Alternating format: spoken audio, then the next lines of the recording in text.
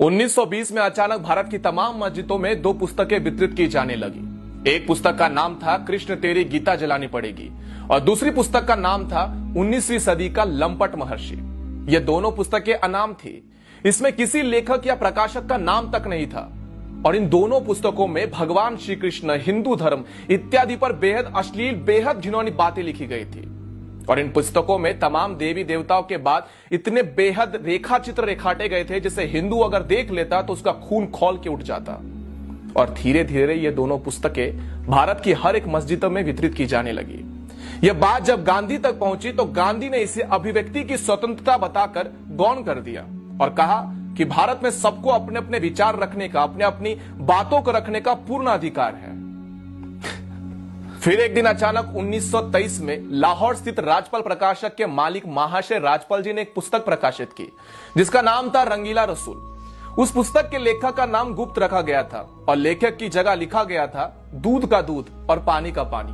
हालांकि उस पुस्तक में असली लेखक पंडित चंपूपति थे जो इस्लाम के जाने माने विद्वान थे और सबसे अच्छी बात यह थी कि उस पुस्तक में कोई भी झूठ नहीं था बल्कि तमाम सबूतों के साथ बाकायदा आयत नंबर, हदीस नंबर इत्यादि देकर कई बातें लिखी गई थी। 1.5 वर्षों तक रंगीला रसूल बिकता रहा पूरे भारत में, कहीं कोई बवाल नहीं हुआ। लेकिन एक दिन अचानक 24 मई 1924 को गांधी ने अपने समाचार पत्र यंग इंडिया में एक लंबा चौड़ा लेख लिखकर रंगीला रसूल पुस्तक की खूब निंदा करी और अंत में 3 पंक्तियां ऐसी लिखी: मुसलमानों को स्वयं ऐसी पुस्तक लिखने वालों को सजा देनी चाहिए।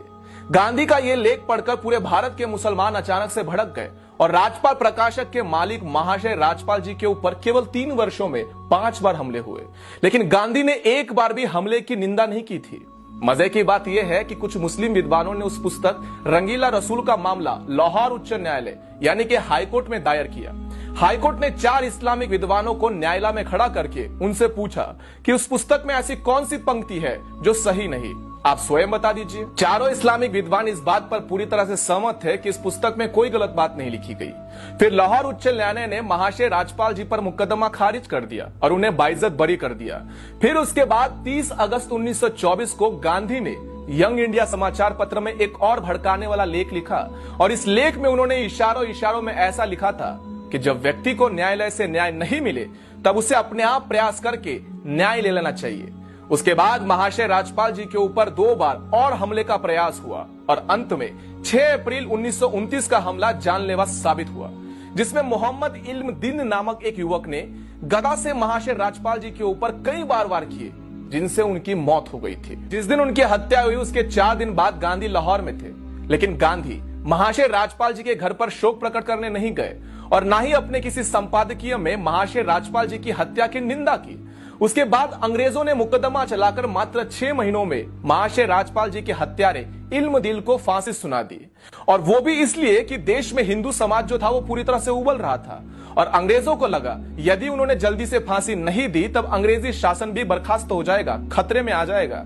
उसके बाद 4 जून 1929 को गांधी ने अंग्रेज वाइसरॉय को चिट्ठी लिखकर महाशय राजपाल जी के हत्यारे की फांसी की सजा को माफ करने की अनुरोध किया था और इसके अगले ही दिन अपने समाचार पत्र यंग इंडिया में एक लेख लिखते हुए जिसमें गांधी ने यह साबित करने का प्रयत्न किया था कि हत्यारा तो निर्दोष है, नादान है, क्योंकि उसे अपने मजहब का अपमान सहन नहीं हुआ और उसने गुस्से में आकर यह हत्या करने का निर्णय ले लिया।